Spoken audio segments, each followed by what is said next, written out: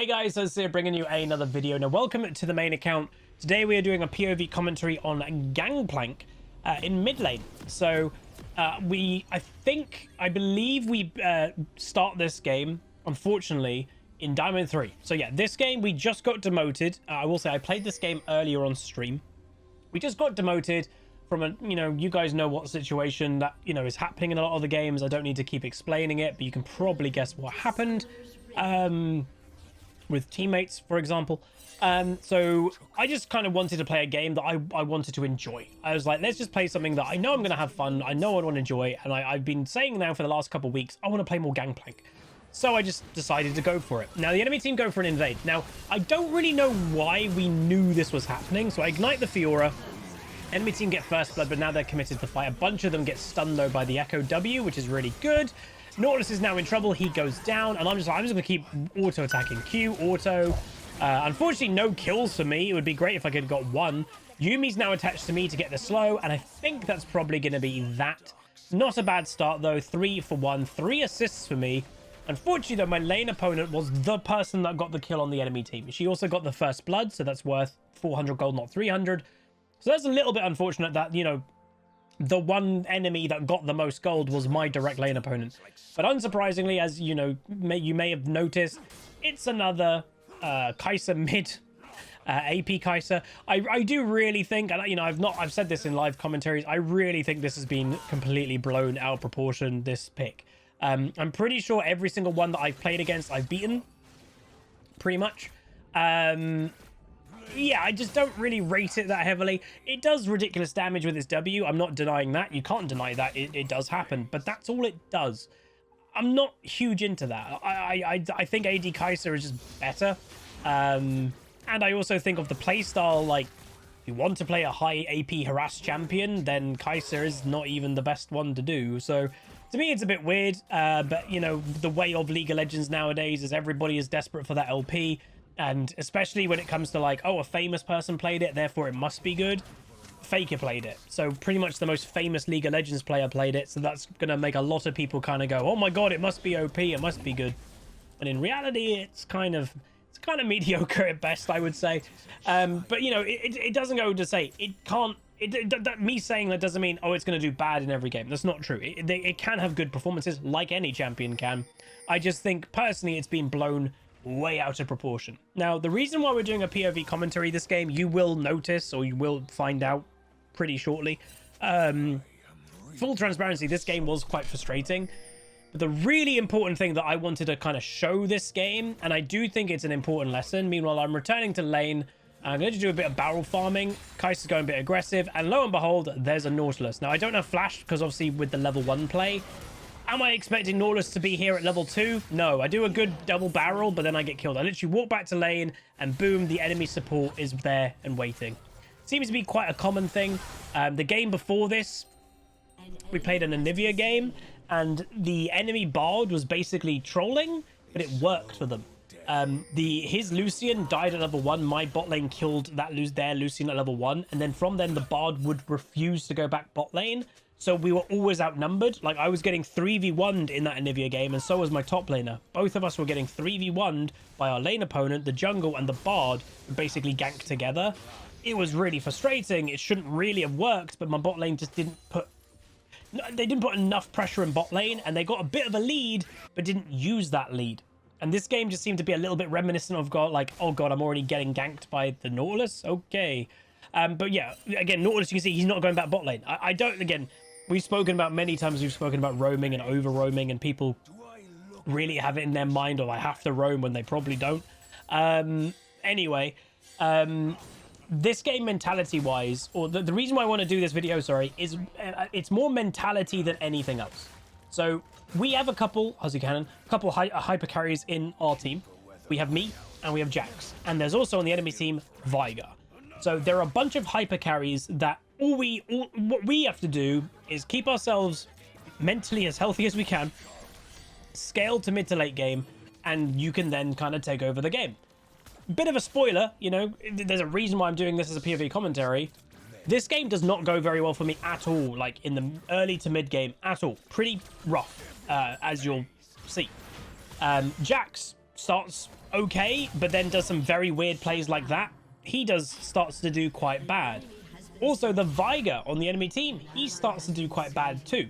So 3 of the hyper carries in this game, me, Gangplank, Jack's Top, Vigerbot on the enemy team, 3 of us have pretty bad games.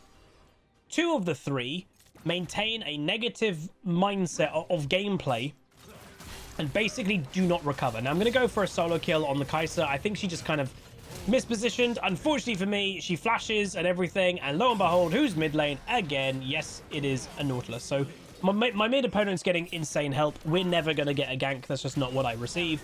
So it's a bit unfortunate that I'm in a 2v1 again. And is my bot lane astronomically punishing the bot lane? They're ahead in farm, but it's not like Viger's dying a lot. I'm dying and I'm being denied farm. So it's kind of advantage enemy team, if you will. But as I said, rough game. My farm's low, nearly a solo kill. You know, if it wasn't a solo kill, you know, it was a really positive trade, and I only died because the enemy support is refusing to go bot lane for whatever reason. But the big thing is in solo queue, especially if you're playing a hyper carry, your mentality should be, I will be a carry eventually. If you're playing a Gangplank, a Tryndamere, a Kayle, you know, something that scales, you know, give time, you could be 0 and 20, but eventually you're going to have 6 items. And your 6 items is stronger than most other 6 item champions. Now, what you're seeing me in chat just basically do is, can I get a gank? You know, again, I don't get ganks. It is pretty damn apparent that I literally just don't get ganks. So I'm asking for one. Kai'Sa goes very aggressive me very quickly after hitting level 6.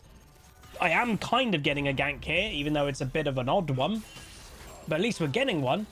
Kai'Sa's very low. She doesn't have flash because obviously she used it. And lo and behold, who is mid lane again? Yep, it is Nautilus. Now, what you'll notice, though, is Viger did die in bot lane. Kai'Sa gets another free kill.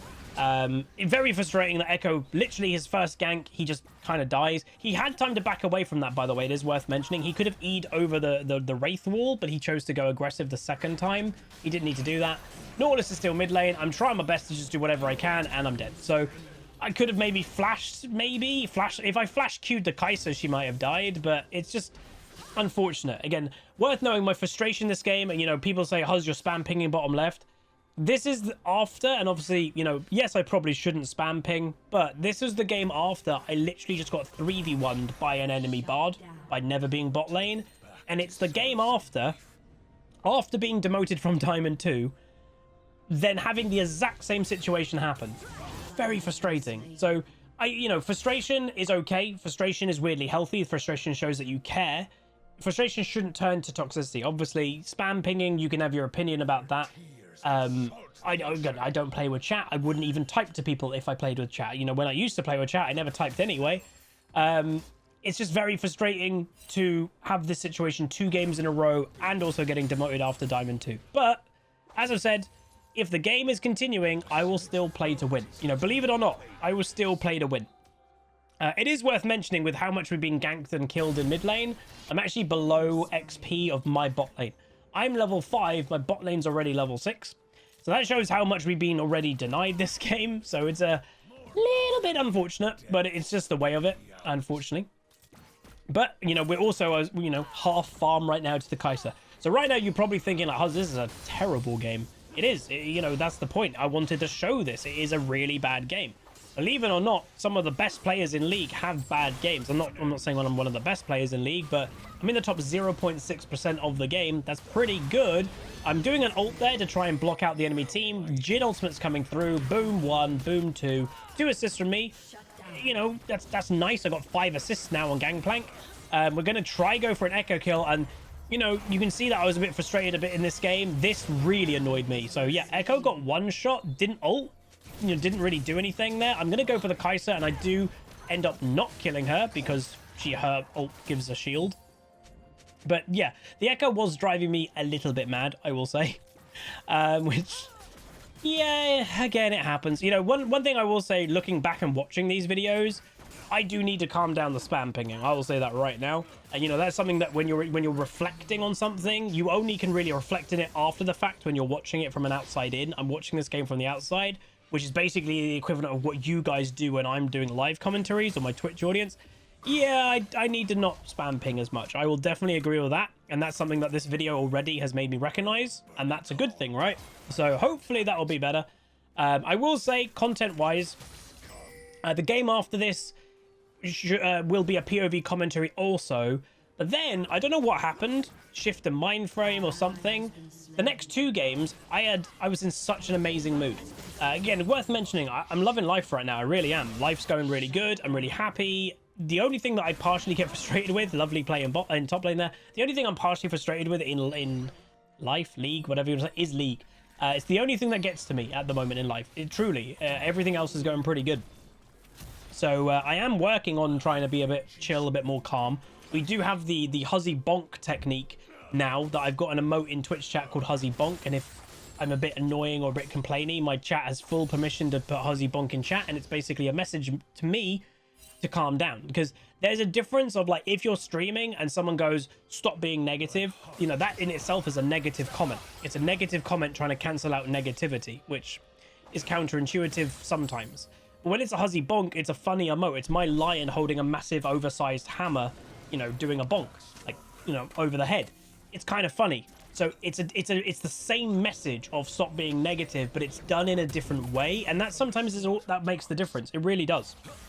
There have been commentaries in the last couple of days that I've been feeling slipping myself, like I'm slipping into being a bit negative, and then I see a couple Huzzy Bonks in chat, and I'm like, oh, I can kind of like phase out of doing that.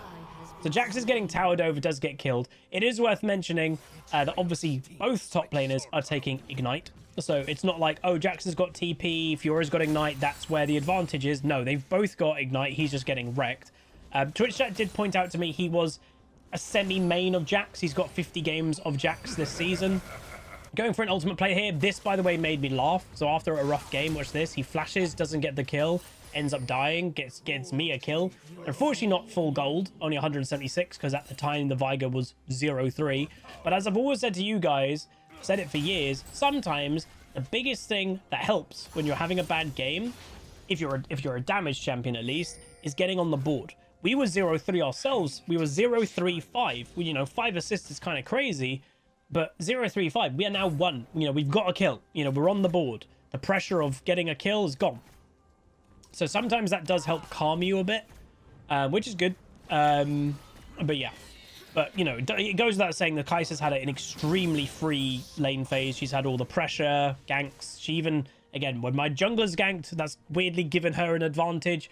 So it's been a bit of an odd game. Nautilus obviously has basically lived mid. You know, you could basically call him a second mid laner. So he was just hiding in that bush waiting to gank me again. But one thing that I would say has swapped, if you notice, I don't know if you know, that play that was just happened in top lane. Triple barrel combo. Look at that. Look at that damage. Triple barrel combo. My first one hit this game. Over half health to Kai'Sa. I've got 1 item complete. So that just shows Gangplank is a bit scary if you do hit some kind of big barrel combos. But yeah, there's a shift in what's happened with the Yuumi. Again, you can say what you will about Yuumi. Everybody has an opinion on that champion. Rightfully so, probably. But Yuumi is... You're in essence boosting an enemy champion's stats. Meanwhile, Nautilus, by the way, yes, he did flash there to go on me again. I do Ignite Q the Kai'Sa. I do kill the Kai'Sa, which is good. But that Nautilus, I don't know if he had something out for me. He's only ganking, like, he's ganking mid lane a crazy amount. He's flashing on me whenever he can. It was a bit weird, but it is what it is. The benefit that, you know, mentally, and this is going back into why I'm doing this POV commentary, is mentally I know I'm playing Gangplank. It's not like I'm playing a Lucian, or it's not like I'm playing a Renekton that, like, oh god, my time, you know, I got camped when my early game is supposed to be strong. What can I do now? No, I'm Gangplank. I'm going to be an absolute scaling monster. So stay in the game. Stay relevant. Stay in the game. That's the point. So the Jax is about to die for his 6th time, by the way. So he's having a rough game like I am. But I would say he's willingly kind of doing it. Like he took the tower there, dying to it. Was that really worth taking a tower for another kill for a Fiora? A lot of my kills or deaths, sorry, have been obviously... have all of them been outnumbered? I'm pretty sure most of them, if not all of them, have been outnumbered in this situation, or so far. Maybe one of them wasn't. But pretty much we've been outnumbered in every single death. Jax is dying in the 1v1 now, which isn't good. But mentally, again, sticking in the point. I know I'm going to scale, stay relevant in the game, don't mentally go proper pop, which again, I don't really ever go mentally pop. I can give it a negative, but I always can keep playing to win. And that's one thing people have said, even in like recent commentaries when it has been a bit negative. Meanwhile, yes, Nautilus is on red buff, so is Fiora. Ultimate play happening. Looking for a decent barrel if we can. Fiora's not got any mana. Unfortunately, I don't get the kill. But watch in a second. So Kai'Sa's here now. She steals the red. Jax is engaging. Looking for a barrel if I can find one. Do hit it. Savannah's here now with flashing over for me. So yeah, that is 4 people top lane. 4 people, for some reason, on the enemy team are around our red. Nobody knows why. 4 people are around our red buff at 15 minutes. It's very weird. You know, I don't know why there's 4 people around our red at 15 minutes into the game. But, you know, the one thing is worth knowing, look what just happened in bot lane twice. Veigar just got killed 2 times. And this, I believe, potentially was the trigger. Well, I think it's the trigger of 2 things. The trigger of Jax doing what he does for the rest of the game, and the trigger for Veigar to do what he does for the rest of the game. So, in essence, the Jax kind of has a... Well, I'm not going to call it an inting playstyle. He has an all-in playstyle. Like, again, he's trying to all-in engage by himself. It just doesn't work. And this guy mains Jax. So he's definitely tilted. And he's trying to do plays that are just never going to work. Probably because he is tilted. The difference is the Veigar on our team, the enemy team, his playstyle, again, isn't technically inting-ish, but it's bad. So I'm going to go for the Kai'Sa. Last hit Q. I get my Q off. She flashes, but my Q was already going there. So big shutdown for me. So that's always lovely. Look at that echo damage, by the way. He just, like, basically one-bangs the Shyvana. She's dead. And that, by the way, great timing for us. Dragon has just spawned. So even though this game is feeling a bit rough, when you actually kind of look at it, we've got 22 kills. The enemy team's got 17. Like, we're winning, kinda. Like, it feels weird to say we're winning when I'm 3 and 5 and Jax is, I think, 2 and 7 or something. It doesn't feel like we're winning, but we kinda are. I ult the Veigar there because I'm like, I remember saying literally on stream, even this Jax can kill this Veigar. This Veigar, I believe, was 0-6 at the time, and yes, he does with a little bit of help. Obviously, I ulted. If I didn't ult and didn't give that Veigar the extra little bit of damage there, Jax was probably dead. But at least he got him a kill. And again, as I've said a few times, the pattern that sometimes you need to break when you're having a terrible game is, oh, Jax, you got a kill. Well done, dude. Unfortunately, I do think he kind of overstayed in bot lane. Anyway, we do get engaged by a Nautilus again. I did think that the Jhin would be easily able to get this Kai'Sa, but he didn't. I'm a bit surprised about that, I would say. I'm honestly, I don't know why he didn't or didn't. I don't know how he didn't. He is pinging my Ignite, and so is Yuumi. And this is the thing. When people say, like, oh, Huz, stop spam pinging, the moment that someone spam pings, everyone does exactly what I do. You just mute the ping straight away. For those that are wondering why do people spam ping, it's a release of frustration. That's what it is. It's not the worst way to release frustration. It's, you know, it's not really toxic. Not where it depends. You know, depends what you think about it, but it's not really toxic. You're not insulting somebody. It's just spamming something, you know, to release it. Like it's, you know, you shouldn't do it technically, but it's not the worst thing in the world. But the moment that it happens, like what we're just shown there, people just mute pings straight away, and then lo and behold, someone could spam ping for all they want, and the other person's just not seeing it. So there is part of that as well. But yeah, I didn't ignite there. Partially, I will say, maybe I should have. I did kind of think that Kai'Sa was dead anyway, but I guess not. I'm not entirely sure, but obviously with Kai'Sa ulti, she gets that shield. I'm guessing that shield scales of AP. I'm guessing. I don't know. Again, I actually don't know. But you can see her one W is hitting half of my health. That is the strength of it. Apparently, you know, that. Great. Again, if you watched my Xerath game for a few games ago, I was doing that. Well, I was actually doing more damage than that. Again, Jax, again, we've said, has a very weird playstyle. Why is he in the enemy territory by himself when he's really, really, really weak? No idea. Like, again, literally no idea. Nobody knows. It's a tilted player at this point. It's just a tilted Jax player that will not change his playstyle, or I don't even think he's thinking about his playstyle. I think that might be part of the problem. So Kai'Sa goes down, so it's technically a 1-for-1 trade, but Jhin does get himself a shutdown. Gonna go for Immortal Shield Bow here. So there are a few item options for Gangplank. I will say I do prefer the shield bow over everything. I know some people like Prowler's Claw on Gangplank. I'm not a massive Prowler's fan. You know, maybe if you're not amazingly comfortable with Gangplank movement. So again, Viger, we dodge everything, kill him easily, 100 gold. So this is what I was talking about earlier, is there's different mentalities of scaling. If you're playing, or different mentalities that you can take into solo queue. You've clearly seen me frustrated this game. There's no doubt about that. But have I ever stopped trying to win the game? No. Jax is making really weird plays. He's died 10 times. He's making very weird plays. He's in the enemy territory by himself. Like, clearly very weird play, not really much thought to it, tilted, whatever you want to say. The Viger now is overextend pushing by himself when he's also 0 and 7, I think, at the time. So Jax and Viger you can kind of put in the same category. What have I been doing on Gangplank? Still not great, but I'm slowly getting back into the game. I'm thinking about getting back into the game. You know, Nautilus is still going for me. I think that is a key theme for this game. But you know, I've been involved in 12 kills this game. I've died 6 times. So I actually have been involved in double the kills that I've given to the enemy team. So that is a net positive, you know, technically. And I'm going to try and farm as much as I can. Obviously, we were denied quite heavily in the early game with what happened. But I'm just going to farm. I'm going to, you know, just get items when I can.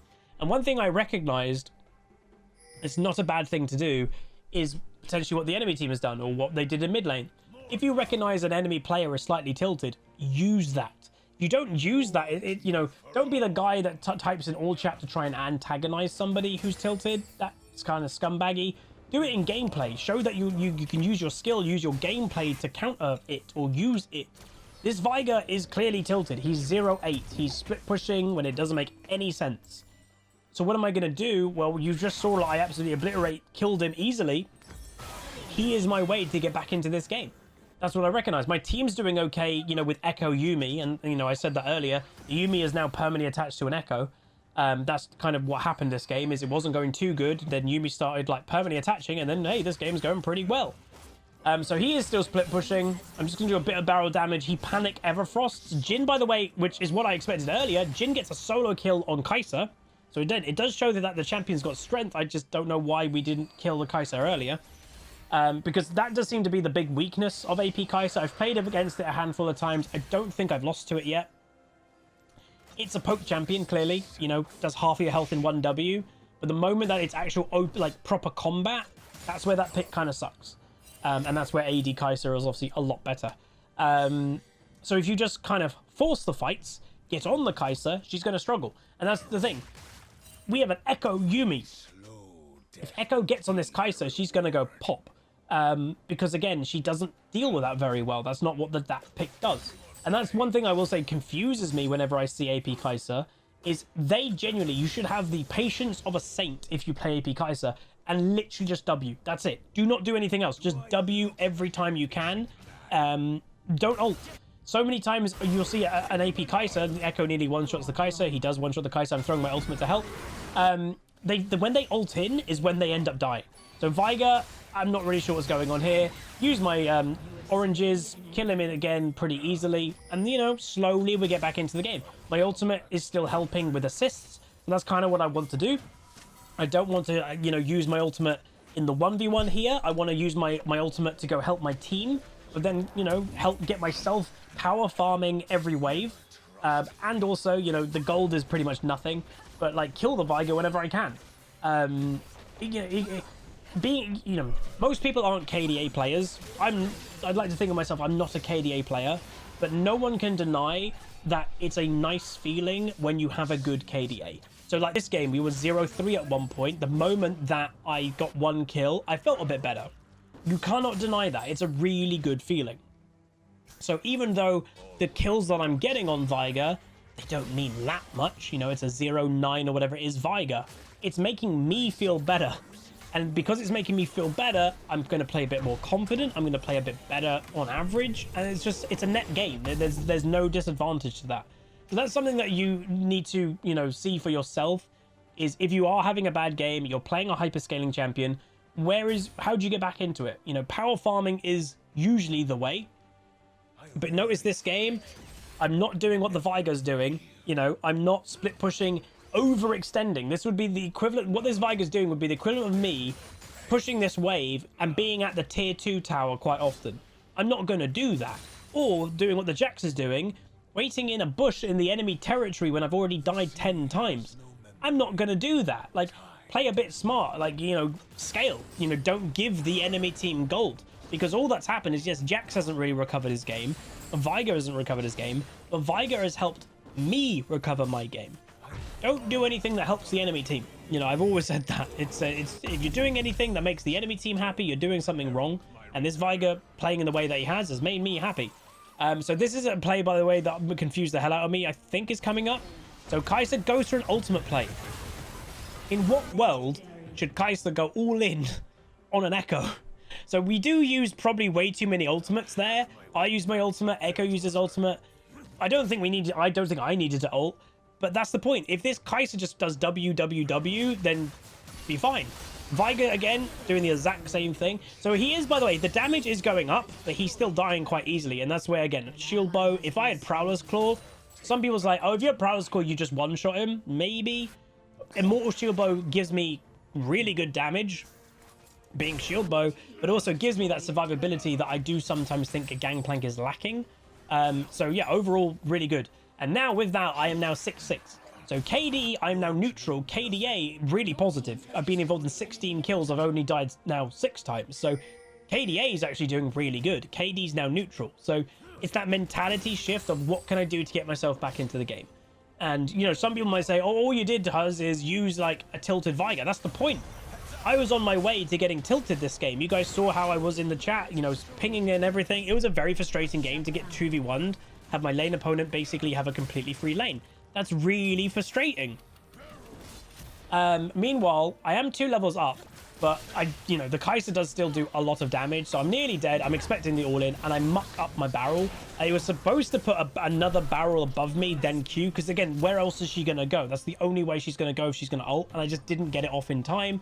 So I do end up dying, and that, by the way, was a shutdown. I had a shutdown that the Kai'Sa just claimed. That's how much I've recovered my game back. Bit of a weird base by the Jhin. He was trying to base us in the middle of the river. So unfortunately for us, that's a good shutdown for Fiora. Jack's doing the exact same thing. You know, what we spoke about earlier, how to play, you know, don't try to take on the whole enemy team. And he's not taking the whole enemy team, but he's taking on 2 people. When he's died, again, he's 5, I think 5 and 12. 5 deaths, 12 kills. You're not going to kill 2. You're not going to kill 1 person in a 2v1 when you're kind of that weak. And that's the mentality of just do everything you can to recover your game. Doing that type of play isn't recovering your game. Some people say, oh, but Huz, if it worked. Sure, if it worked, then, you know, yes, you're recovering it. But how risky is it? You know, part of it is weighing up how risky something is too. If it's overly risky, don't do it. Because that's going to probably set you even more back in your road to recovery in the match. So this game, to me, was just very interesting to show. Basically, there's 3 examples of roughly the same thing.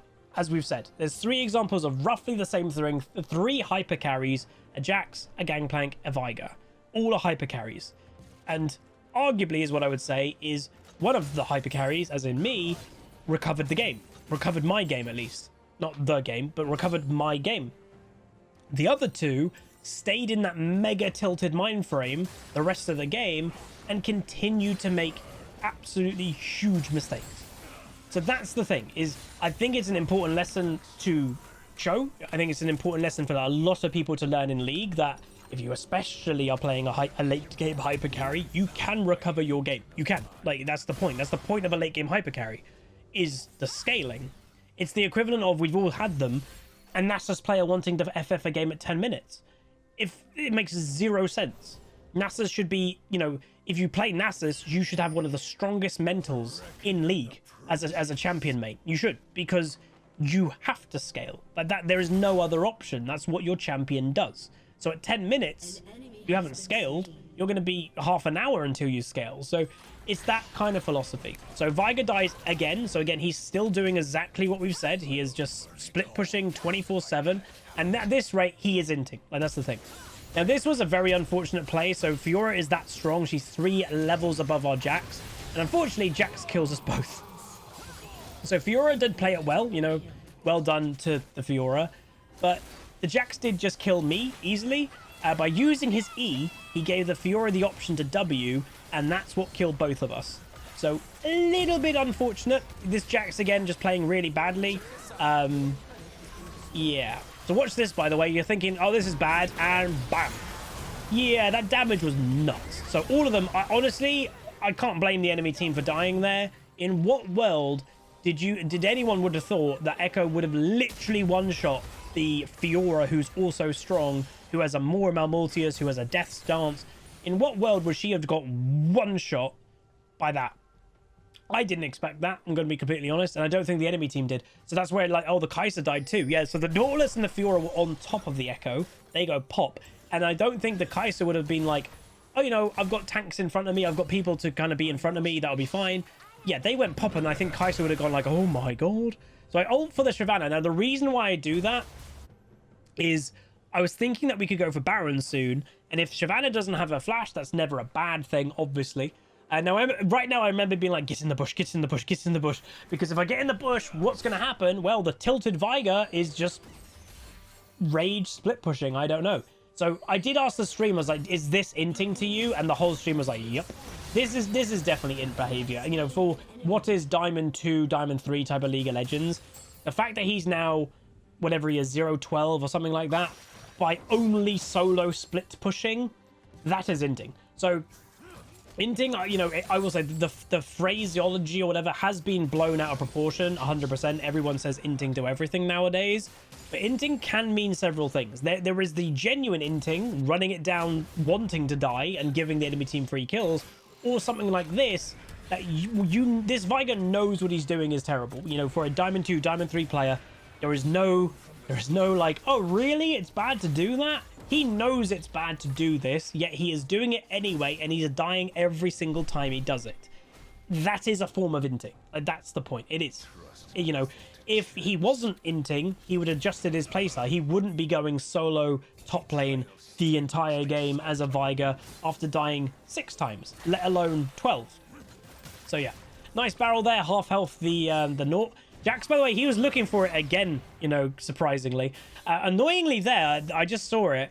The Kai'Sa, it did seem that had the Jin mark on her, and it ran out a millisecond before the W hit. Because that would have been a dead Kai'Sa if that was timed perfectly. So Shyvana having to ult away. Obviously, we did get her flash earlier, which is never bad. I spot in the corner of my eye, by the way, the Viger. He doesn't have enough damage. I muck up my barrel, but he flashes anyway, and that's going to be now another dead Viger. By the way, ultimate going down. Jack's doing a bit of stun work. They are all standing, or a lot of them are standing in my ultimate. It's still going on. Look, I'm killing, doing a lot of damage in that team fight by my ultimate just being there. You know, I was a bit surprised by the end of that team fight, being like, wait, what happened? I got 1 kill. Kai'Sa basically got nearly dead by just my ulti, and then I think Echo or someone finished her off, and I was like, huh. So we've recovered our KD again. 8 kills, 8 deaths, 13 assists. So we've been involved in, what, 21 kills? 21 kills in the whole match. So we have right now a 50% kill participation. If you've been watching me for a few years, I've always said roughly a 50% kill participation is what you're looking for if you're wanting to climb. And that's it. So from a really, let's be honest, a really rough game, we have recovered our match. I'm over 230 farm. We'll see what the damage is in a second. But that's the point. We recovered our game. Like, I was genuinely, yes, I knew I got a bit frustrated in the early game. It's as I said earlier, you know, it's not technically an excuse, but from getting demoted to down from Diamond 2 again, after being 3v1'd in the previous game, to then the next game getting camped by a support who wouldn't go bot lane, it was very frustrating to basically have the same thing twice. Now, it is worth mentioning, what I think tilted the Jax was partially that, was the Jax got ganked by the Nautilus a few times, and that's what got him tilted. But I also think that's what happened to the Viger. So I think the Viger, you see the Viger there, leave all game a Viger. So the Viger got tilted, that the Nautilus kept leaving him. So that's what happened. Is it was tilting for us because we had a Nautilus coming to mid lane or top lane all the time, but then the Viger got really tilted because he didn't have a support. So again, it's kind of that mixture. So there's the damage. So I actually end up doing the second most damage in my team. I was ahead of the Jhin. You can see the Jax had a dreadful performance. The Viger had a dreadful performance. But then what I didn't even know, it was kind of like under the radar, the Shyvana did nothing. Like, I really didn't know that the Shyvana did nothing this game. Also worth knowing, I'm not actually too far away from Kai'Sa. And Kai'Sa, AP Kai'Sa, is a crazy poke champion. So to not be that far away from a fed Kai'Sa kind of shows that, you know, if I had an okay lane phase, if I didn't get camped as much as I did, that Kai'Sa probably would have got destroyed. But obviously I got outnumbered. But honestly, this game, you see the Twitch chat talking about it, you know, the mentality difference Lawlet says there. That's why I wanted to show this, because it was a mental difference of 3 hyper carries, 2 of them staying tilted, 1 of them trying to get over the frustration and recover the game, and that's what I did. That's what you got to try and sometimes push to the side and do. If the Viger didn't do that, he might have had an okay game. That's going to be it. If you guys did enjoy, throw a like on it, throw a comment, throw a subscribe, and I'll see you guys next time. Peace. Call down the reckoning to bring back hope and peace. Restore our glory to live forever. Bring down the dark regime. I know how to unleash eternal power. Lead us to order.